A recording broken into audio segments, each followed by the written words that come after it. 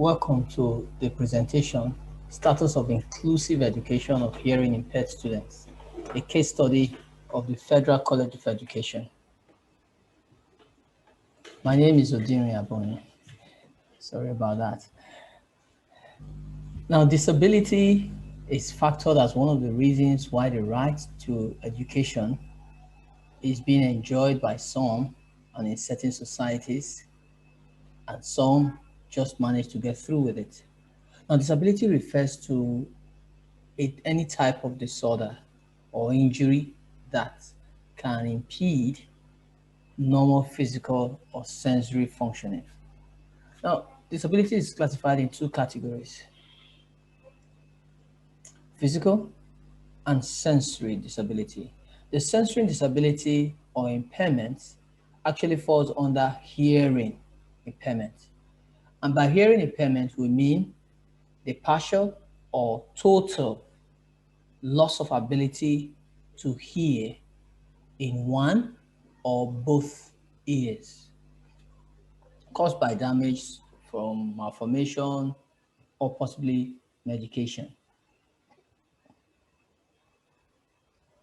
And why is this of interest to us? Well, for those who are disabled or hearing impaired in particular, the option of their being educated is one of mainstreaming or segregation. By that, we mean that there are students in the same school, but they are kept in a separate place where they are taught. That is mainstreaming. Many studies so far have focused on that, how they cope within such a learning environment. But few have focused on inclusiveness as a concept that is integral to helping those with disabilities, in this case, hearing impairment, to be able to get into society and get educated. So this study attempts to fill in that gap. Now, generally, people, the goal of the study, therefore, is to examine the general attitude of the school community to the hearing impaired students in your state and examine the degree of their understanding of the inclusive education. So, among other things, we have attempted to look at the benefits that this study would bring to everyone in the society. We can see that sure, it can help the government to, at the federal and state levels, to be able to reassess their policies and then think about how to make inclusive education one that is compulsory and both effective. Of course, the teacher, the special educator, like all of us who are here at this conference, would also benefit from these findings because it would help us to see how the student, the hearing impaired with special needs, views himself vis-a-vis how we view them. The school management will be better able to regulate and determine what would be the best practice. The best practices would be, and so also would be the body of knowledge that the study would contribute to.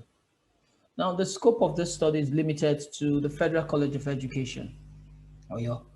It was established in 1977 as the Federal Advanced Teachers College, and the college is said to be one of its kind in Nigeria and sub-Saharan Africa because it has the largest conglomeration of handicapped students that can be found in any higher institution and the largest concentration of specialized facility for teaching and training of teachers of the handicapped in Nigeria. That's what informed the choice that of the Federal College of Education as a case study. Now, what's the status? What's the situation of the government in relation to inclusive learning or education? Inclusive education came as a result of the conference held in Spain, the Salamanca position, Salamanca, where the position was taken in 1994, on how to have everyone learn without bias or prejudice to their abilities or limitations, as the case may be, from the physical to the visual, and so on. Now, each nation had to take a policy. On Nigeria, the federal government tried to do that. In actual fact, in 1976, there was a universal primary education was introduced. In 1977, the first national policy on education was formulated. So later revised in 1981 and 2004. Interestingly, the revised versions recognize that youths with special needs shall be provided with inclusive education services where they have equal opportunities, irrespective of their physical, sensory, mental, psychological, emotional disabilities. But this is far from the case. Arguably, it is still more an ideal than a reality. In finding an educational context where this is practiced, we do not have so many. The Federal College of Education is one among so many. So that is just to illustrate the position.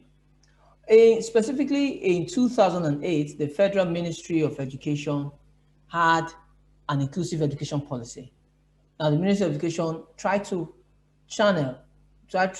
put in a strategy to help all to be able to get training at different levels.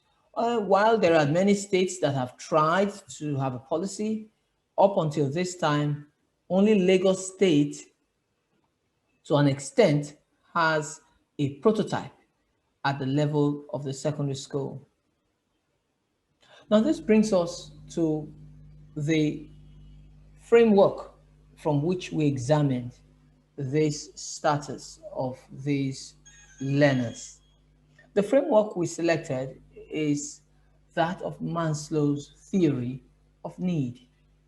Maslow's theory of need, just as you see from the diagram, is presented in terms of man's need as a pyramid. Now we can see from the pyramid that it moves from the basic needs to the psychological needs and then the self-fulfillment, the needs, the well-being of the individual. Now, if you look at the pyramid, it is at the top level that an individual is seen as being accomplished, being fulfilled, being part and parcel of the society that he or she belongs. Now, this begins by how that individual is educated. So we look at now at the methodology. What did we do? We were able to use this simple random sampling technique to sample respondents, and we use frequency tables, the quantitative methodology, in addition to be able to analyze what we got from the respondents.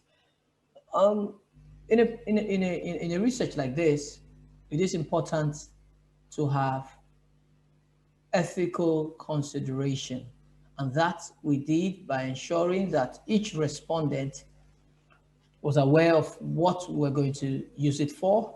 We also made sure that they consented to its use for academic purpose. Any who did not, regardless of this thing, would be removed from the body of the collection of the sample data of the data. Now that's exactly what we did. Well, for starters, we looked at the demography of the respondents. sampled. From their age, you can see from the first table at the top right left hand corner that we had, I take it from the bottom, 35 years to 31 to 35 years, we had just one respondent. From 26 to 30 years, we had 4. From 25, we had 20. From between 25 and 20 and 25, we had 36.9% of respondents, and then below 20 and below, we had 55.4%. And by 20 and below, we actually mean 16, which is the base age that students get admitted into the tertiary institutions in Nigeria. Now, we look at when we look at the gender, the demography in terms of gender, we see that we had more female to the males, 60% to 40% ratio. Now, that brings us to religion. The religion, we had majority who were Christians, 67.2%, and those who were non-Christians who practice Islam, 1.3%. And that's what we try to do to ensure that we sample people in the college. So in 100 level, we had the highest 3.3% is the third of 300. 200 level, and that's what we try to do to ensure that we sample people in these different levels. 300 level, we had 28.6%, a percentage of 33.3%. So basically, we had 200 level, a fair enough representation to reach the conclusions that some 300 level, we had 28.6% in the study.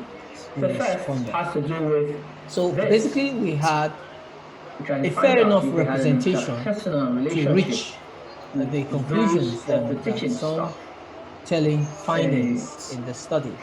The first has to do with this. You can find out if they had an interpersonal relationship with those of the teaching staff. Now, what about the interaction with the lecturers? 65.5%. We had 93.8%. Yes.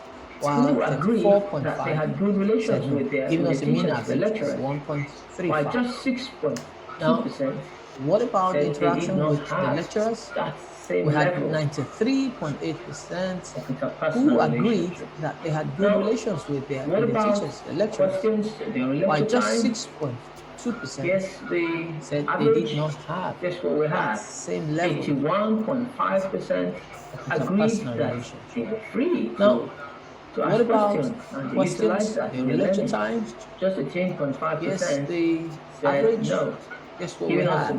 81.5% agreed that they were free to ask questions. In relation to how they relate the just 18.5% with those who do not have the impairment, giving us a mean. We had 71.9% who said yes, they could do that seamlessly. In relation to how they related said they had issues, those who do not have the impairment. We had 71.9% who said yes, they could do that seamlessly. While 28.1% they had to communicate with the issues, challenges concerning personal or academic problems. Now this brings us to the next level of questions. They had no difficulty, we try to find out if they had challenges, if they had to communicate with the management concerning a personal or academic problem. We also tried to find out if the accommodation, they had access to accommodation in the school premises. 68.7% said yes to that, and 31.3% said no to that. We also tried to find out if the accommodation, they had access to accommodation in the school premises. 68.7% in terms of environmental hazards, which naturally could occur in a campus where many cannot hear, and there are vehicular movements, one would expect to see that something. In terms of environmental hazards, which naturally could occur in a campus where many cannot hear, and there are vehicular movements, one would expect to see that something is important. So we measured that, and we found that 44.3% hazard. The respondents said that they had experienced some environmental hazard on the other in the past, while 55.7 said no, they had not experienced any such hazard. In terms of knowledge of inclusive education, 93.8% said yes, they knew what inclusive education was all about, while just 6.2% said no to that. Then the involvement of parents at the home front, we try to find out, are they also aware of inclusive education? 93.7% said yes, parents were aware, while 6.3% said no to that, representing a mean average of 1.06%. Now, what's the summation of what we have? Well, from the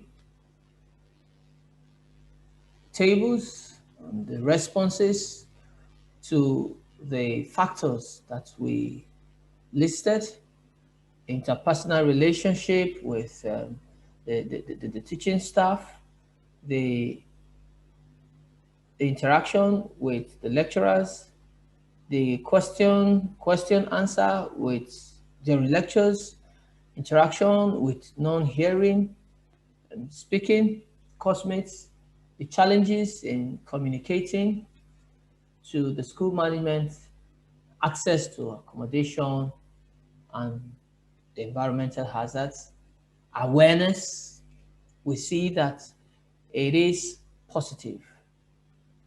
In fact, just one of the items is reveals that there is a negative response to how students are related to within the campus. Now, this brings us to a telling conclusion. We have seen that inclusiveness is practical and more beneficial in educating students with special needs. It is a lot better than mainstreaming, with particular reference to the HI or hearing impaired students that we have examined. The general attitude is positive. So we see now that there is no discrimination. They are respected. This would mean now that there would be a transition from school to society that would not have the hiccups of feeling not wanted, since these bonds have been formed while they're in school. Incidentally, many are of the opinion that when someone has hearing disability, that person is not relevant in the society.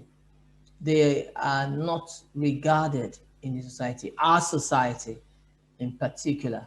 You know, they are seen as second or third class citizens, as it were, especially with superstitions and myths being rife about these ones being possessed of one demon or the other. You can imagine why this becomes very, very important and interesting as to how people relate to them. Now, what now is the way forward? This means now that there is a need for government to take a more proactive stance in relation to budgetary allocation for education, particularly those for ensuring that teachers are trained and retrained to be able to accommodate the special needs students within the context of any learning environment they find themselves. It is so sad to say that as of the last budget, Nigeria has not been able to meet up with the benchmark 26% minimum recommended by the UN. So far, the highest is around 10, 12%. and usually below for education. So it is important that the government in particular takes a proactive stand in being able to set the pace so as to have these students taken good care of, both at the primary, the secondary, and the tertiary level. In fact, in relation to the Federal College of Education, Special Oyo, the facilities should, the budget reallocation should, of course, be increased so that they continue to maintain those facilities. And then the government should move ahead to have such facilities in various places across the country. And this can be replicated beyond Nigeria, West Africa, and beyond. Special education, inclusive learning is the way to go. That way, we accommodate the needs.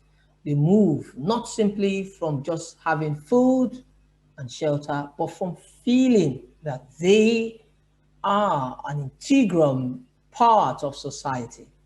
So, inclusive education is not the way to go. No, definitely it is the way we are going and should keep going.